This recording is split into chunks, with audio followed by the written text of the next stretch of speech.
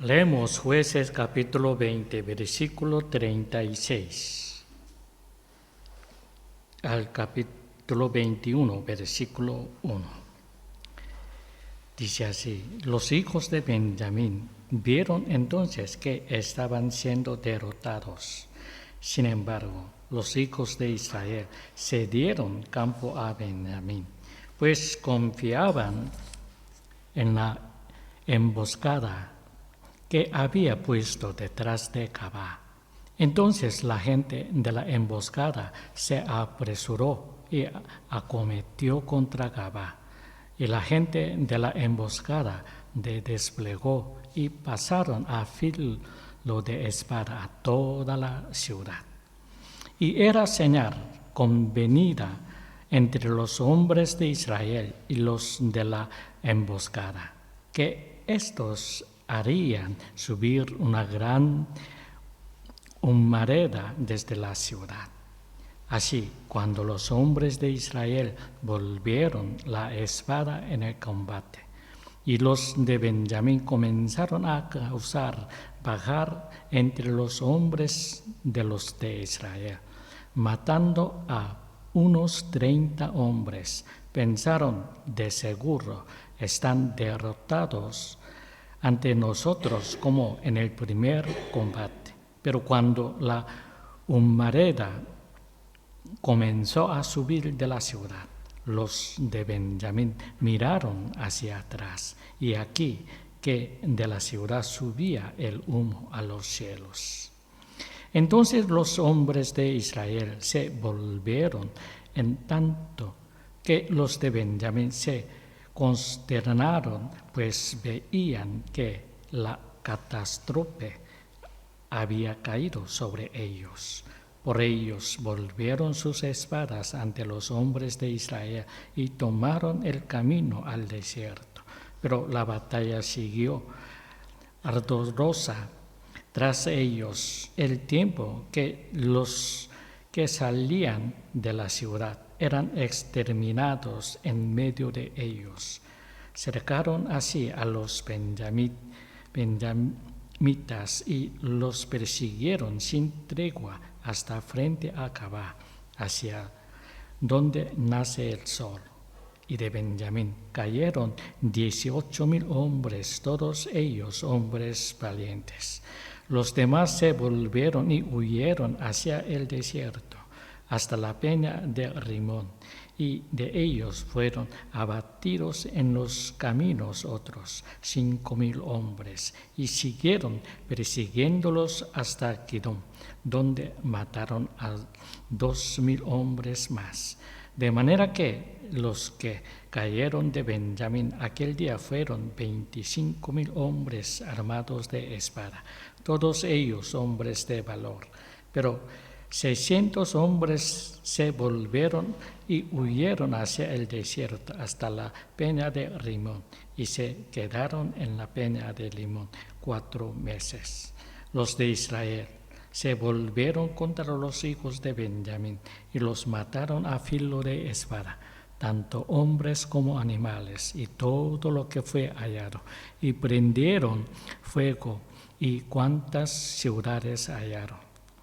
Los hombres de Israel habían jurado en Mizpa, diciendo: ninguno de nosotros dará su hija a los de Benjamín por mujer.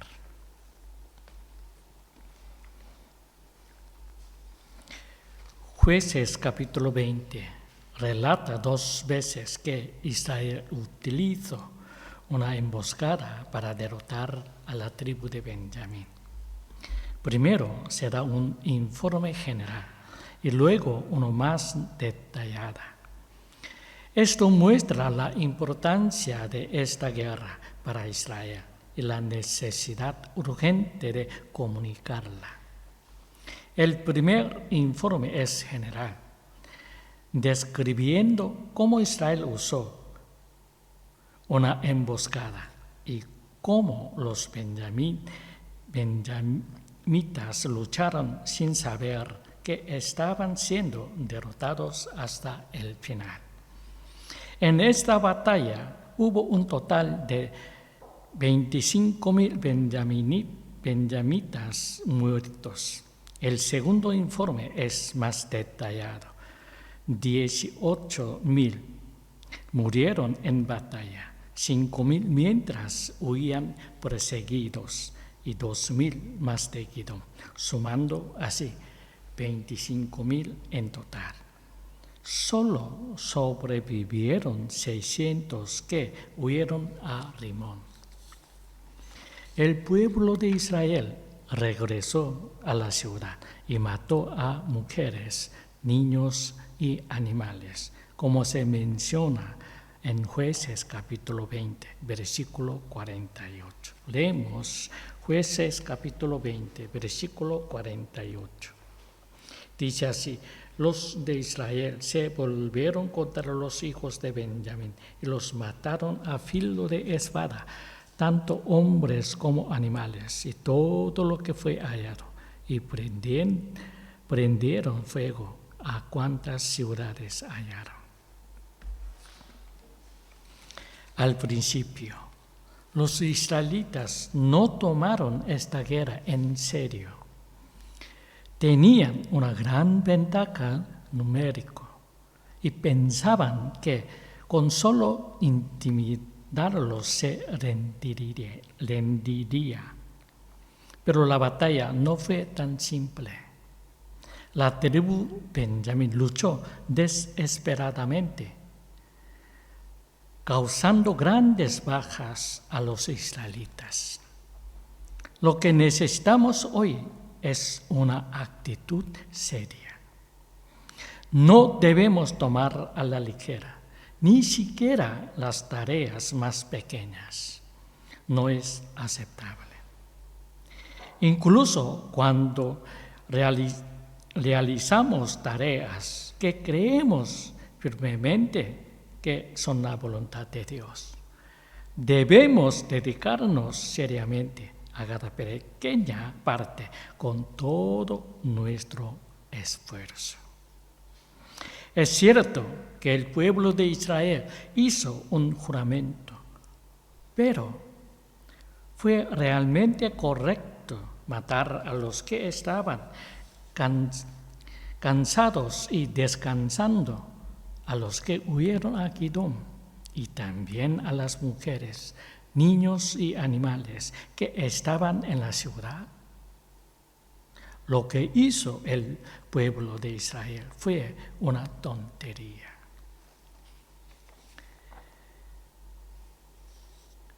Repetimos, es cierto que el pueblo de Israel hizo un juramento, pero ¿fue realmente correcto matar a los que estaban cansados y descansando, a los que huyeron a Edom, y también a las mujeres, niños y animales que estaban en la ciudad? Lo que hizo el pueblo de Israel fue una tontería. Al principio, confiaron demasiados en su victoria y buscaron ganar la guerra fácilmente, pero después de ser derrotados 2 veces, pusieron más empeño. Con demasiado entusiasmo, mataron a mujeres, niños y animales. ¿Hasta qué punto hubiera sido apropiado que los israelitas castigaran a la tribu de Benjamín? Había sido mejor si la mejor hubiera terminado cuando derrotaron a los 18,000 hombres de la fuerza principal. ¿Por qué perseguir hasta el final a los que huían, matarlos y luego volver a matar a mujeres, niños y animales? Esto es furia. Mataron a todos porque estaban enojados por la muerte de los 40,000 de los suyos. Su excesiva ira casi llevó a la extinción de la tribu de Benjamín.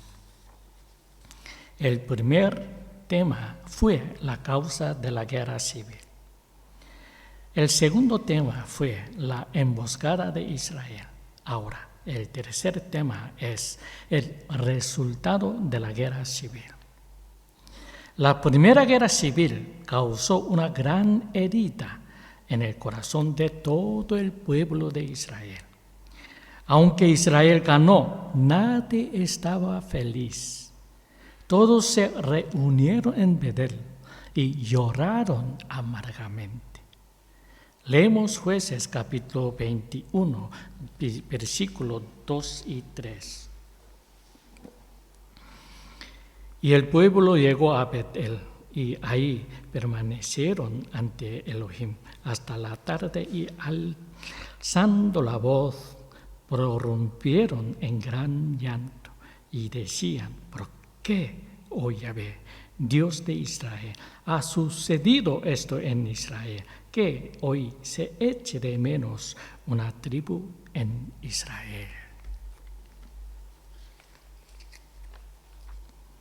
¿Cuál es el sueño del pueblo de Israel? Que los 12 tribus de Israel serán eternas y que Dios las abrazará en el mundo entero. Pero antes de conquistar la tierra de Canaán, lucharon entre ellos, y una de las 12 tribus estuvo a punto de ser destruida. El futuro del pueblo de Israel era extremadamente optimista. Esperaban que una de las tribus de Israel creciera y se expandiera hasta llenar todo el mundo. Pero esta visión optimista del futuro fue completamente destruida por la guerra civil entre Israel y la tribu de Benjamín. Repetimos, el futuro del pueblo de Israel era extremadamente optimista. Esperaban que una de las tribus de Israel creciera y se expandiera hasta llenar todo el mundo. Pero esta visión optimista del futuro fue completamente destruida por la guerra civil entre Israel y la tribu de Benjamín. Por supuesto, según su fe, el reino de Dios seguirá creciendo y creciendo. Sin embargo, en este proceso se debe pagar un alto precio por innumerables pecados. Y este evento muestra claramente que si Israel no puede vencer el pecado, no solo las dos partes de Israel, sino también el todo puede ser gravemente dañado.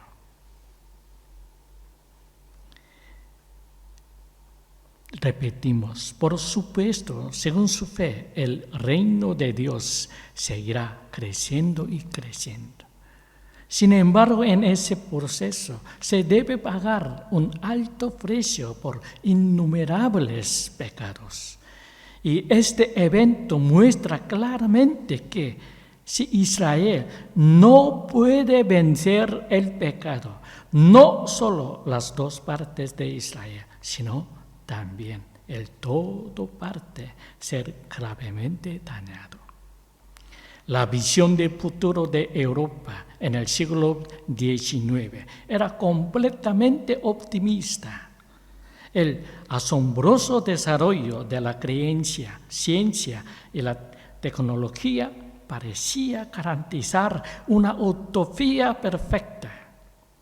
Por eso, en teología, la teoría postmilenaria ganó popularidad. La teoría postmilenaria sostiene que el mundo se evangelizará y civilizará gradualmente hasta que el evangelio se enseñó en todo el mundo. Momento en el cual Jesucristo regresará y se establecerá el reino milenario. Sin embargo, este optimismo se hizo añicos con las 2 guerras mundiales. Hoy en día, casi nadie en Europa tiene una visión optimista del futuro.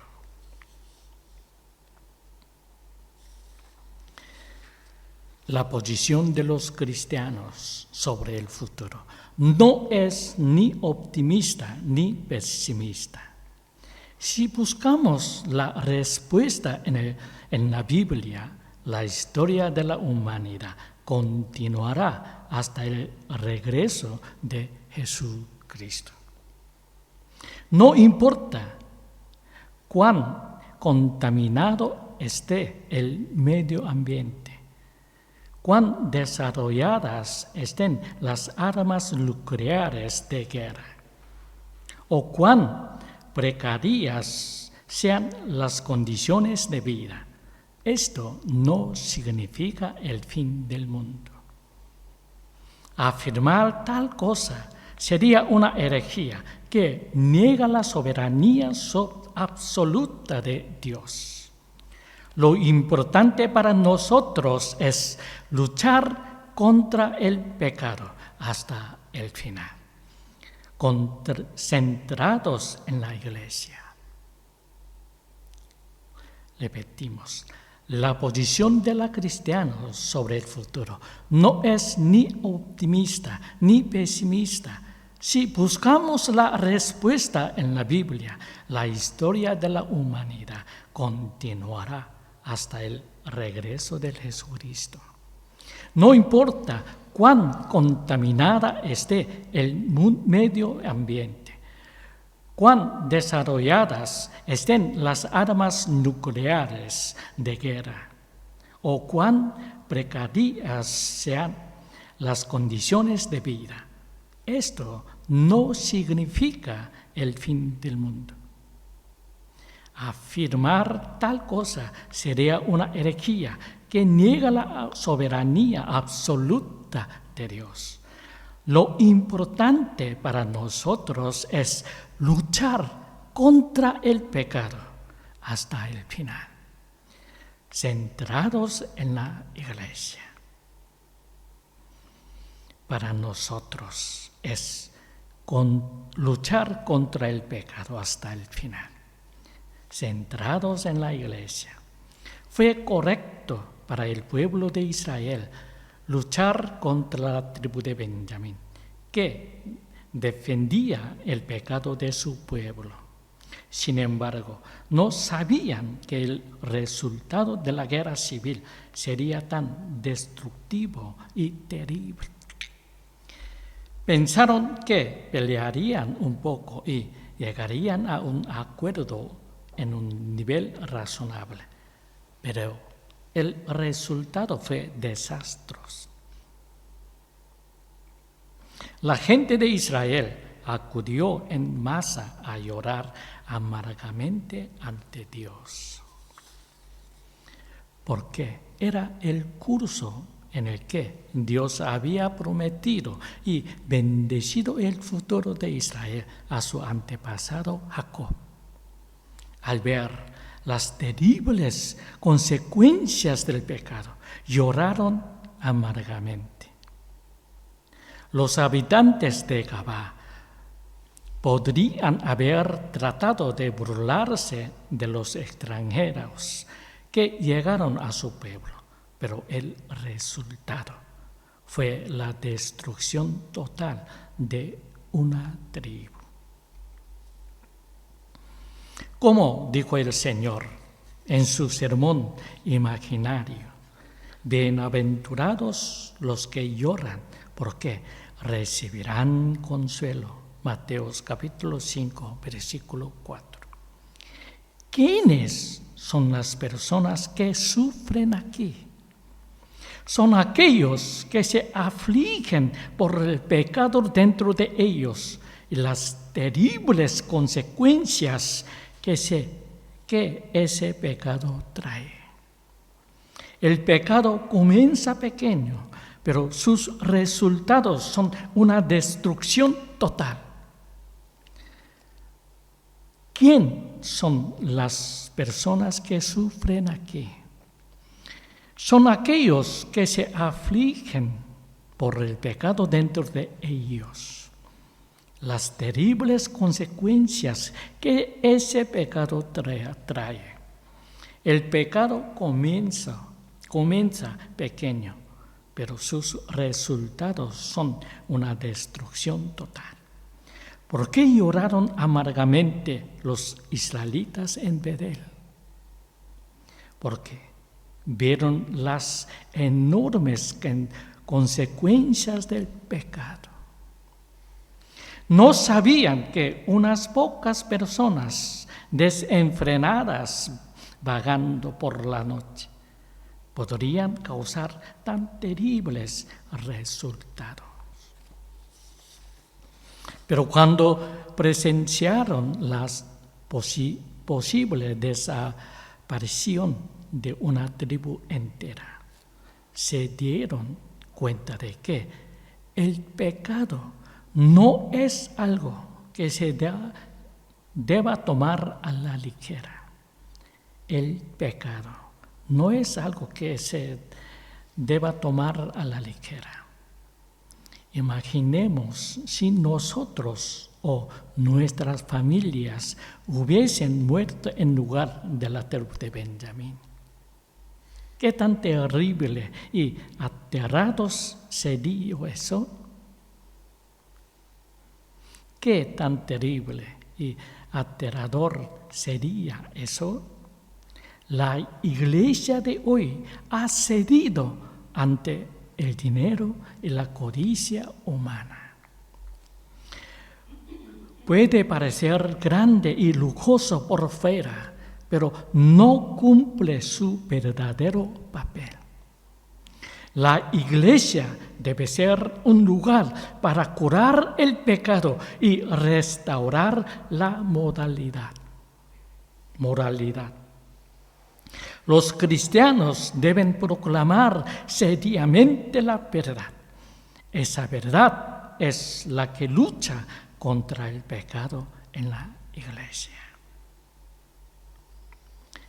Repetimos, la iglesia de hoy ha cedido ante el dinero y la codicia humana. Puede parecer grande y lujoso por fuera, pero no cumple su verdadero papel. La iglesia debe ser un lugar para curar el pecado y restaurar la moralidad. Los cristianos deben proclamar seriamente la verdad. Esa verdad es la que lucha contra el pecado en la iglesia.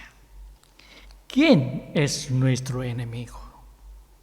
No son las personas. Es el enemigo detrás de ellas, Satanás. ¿Por qué los israelitas mataron a todos los benjaminitas? Porque los consideraron enemigos. Carecían de sentido común. Si lo hubieran tenido, no habrían matado a mujeres, a niños que no se resistían. Es un error defender el pecado por amor o egoísmo de grupo. Pero eso no justifica la muerte de toda la tribu de Benjamín. Nuestro enemigo no son las personas, sino los sistemas de valores y ideologías. Debemos siempre iluminar la verdad y restaurar el sentido común y evitar que surjan pensamientos agresivos y demoníacos como el comunismo.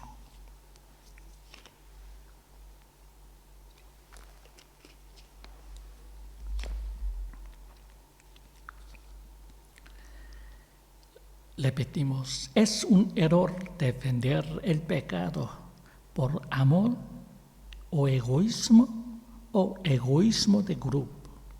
Pero eso no justifica la muerte de toda la tribu de Benjamín. Nuestro enemigo no son las personas, sino los sistemas de valores e ideologías. Debemos siempre iluminar la verdad y restaurar el sentido común y evitar que surjan pensamientos agresivos y demoníacos como el comunismo. El gran sacrificio de Israel por un pecado fue el precio de no iluminar la verdad. Si no se ilumina la verdad, incluso una pequeña chispa de pecado puede crecer y consumir completamente una familia, una iglesia o un país.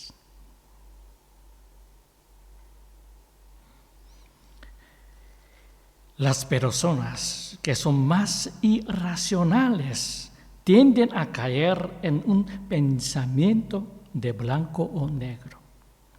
Este fenómeno es más pronunciado entre las personas religiosas y aún más entre los pastores. Estas personas, al creer que solo ellas tienen la razón, fácilmente condenan a otros como demoníacos. Debemos tener cuidado de no caer en esta arrogancia. Es muy probable que la guerra civil entre Israel y Benjamín no fuera 100% por la verdad, sino más bien un enfrentamiento de egos de grupos. Los cristianos deben esforzar por no perder la gracia de Dios, ser cautelosos para no ser dominados por la ira o afilar la espada de la venganza. Debemos orar para que el Espíritu del perdón nos gobierne. Los cristianos deben esforzarse por no perder la gracia de Dios, ser cautelosos para no ser dominados por la ira o afilar la espada de la venganza. Debemos orar para el Espíritu del perdón nos gobierne. Si no estamos dispuestos a perdonar a otros hasta 70 veces 7 al día, destruiremos a todos en el mundo creyendo que solo nosotros tenemos la razón. Por eso los cristianos también necesitan estar bajo el gobierno del mundo. Leemos Romanos capítulo 13, versículo 1 al 7. Romanos capítulo 13, versículo 1 al 7. Dice así: sométase toda alma a las autoridades gobernantes, porque no hay autoridad sino de Dios, y las que existen por Dios son instituidas, de manera que el que resiste a la autoridad resiste al decreto de Dios, y los que resisten acarrean juicio para sí mismos, porque los gobernantes no son de temer para el que obra el bien, sino para el que obra el mal. ¿Quieres, pues, no temer a la autoridad? Haz lo bueno y tendrás aprobación de ellos, porque es un servidor de Dios para tu bien. Pero si haces lo malo, teme, porque no en vano lleva la espada, pues es servidor de Dios, vengador para castigo al que practica lo malo. Por tanto, es necesario someterse, no solo por causa del castigo, sino también por causa de la conciencia. Y también por esto pagáis impuestos, porque son servidores de Dios, que se dedican a esto mismo. Pagad a todos las deudas, al que tributo, tributo, al que impuesto, impuesto, al que respeto, respeto, al que honra, honra. Esto es porque con nuestras propias convicciones subjetivas podemos caer en una venganza excesiva. La idea de un gobierno teocrático en Israel colapsa precisamente aquí. Para tener un gobierno teocrático, todos sus miembros deben ser el pueblo de Dios. Y los que no lo son deben ser eliminados. Pero Dios no actúa de esa manera. Incluso a los incrédulos o aquellos que no son judíos les permite vivir saludablemente con sus bienes y familias hasta el tiempo designado. Dios da sol y lluvia a buenos y malos por igual. Y hasta el tiempo designado impide que se arranque la cizaña. ¿Por qué? Porque el arrancar la cizaña se podría dañar a los verdaderos creyentes.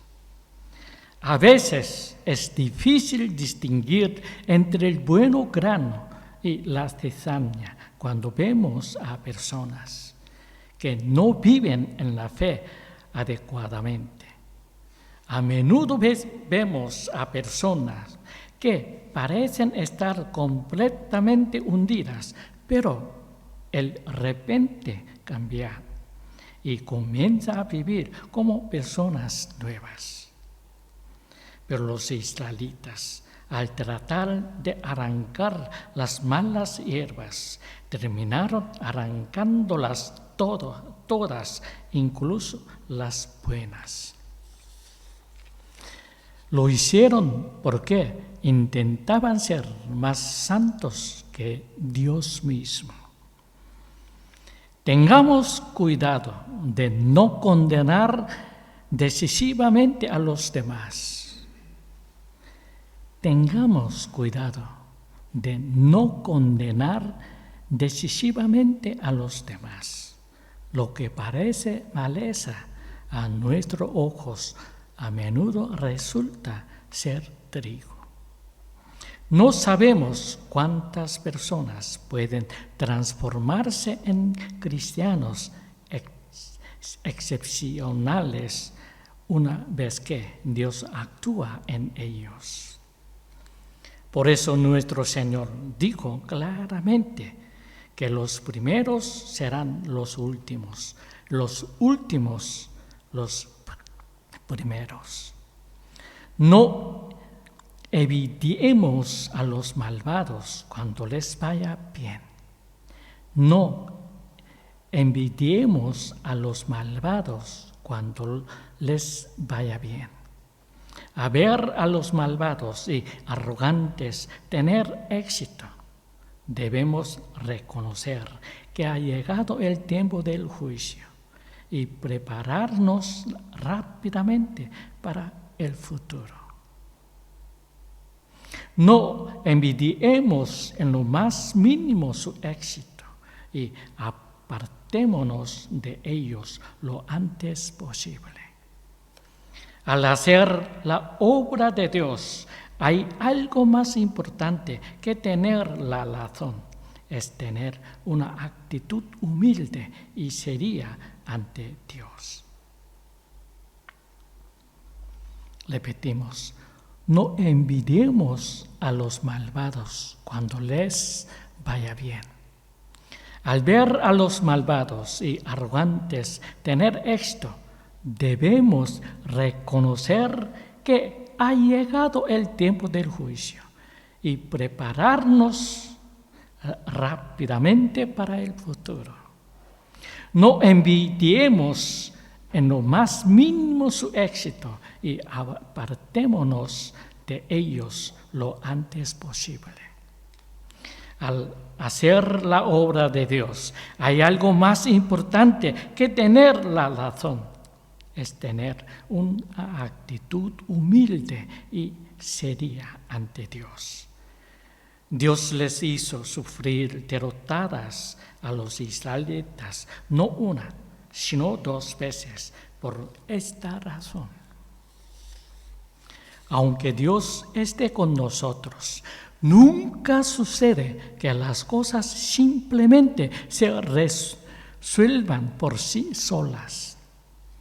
Es cuando abordamos el ministerio con pasión y resolvemos los problemas unos por uno, que recibimos las asombrosas bendiciones de Dios. Los israelitas, al corregir incorrectamente a sus enemigos, terminaron matando incluso a aquellos que no tenían capacidad de resistencia y luego lloraron amargamente delante de Dios. Esta es nuestra verdadera naturaleza.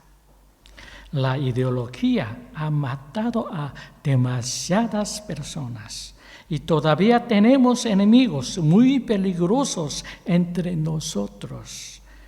La Iglesia debe continuar proclamando la verdad para evitar que estas ideologías erróneas y valores dañen a la gente. Nuestra única arma es la verdad de la palabra de Dios. Nuestra iglesia debe convertirse en lugares de la verdad que puedan destruir las ideologías y valores erróneos y de cada individuo con la verdad.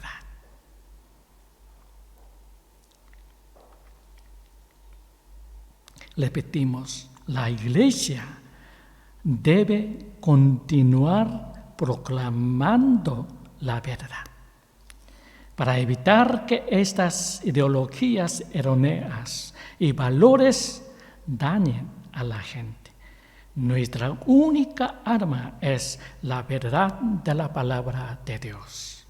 Nuestra iglesia debe convertirse en lugares de la verdad que puedan destruir las ideologías y valores erróneos de cada individuo con la verdad. Nuestra única arma es la verdad de la palabra de Dios. Terminamos aquí en el estudio de hoy. Seguiremos más adelante, si Dios quiere. Que tengáis una semana llena de comunión con Dios. Que Dios os bendiga.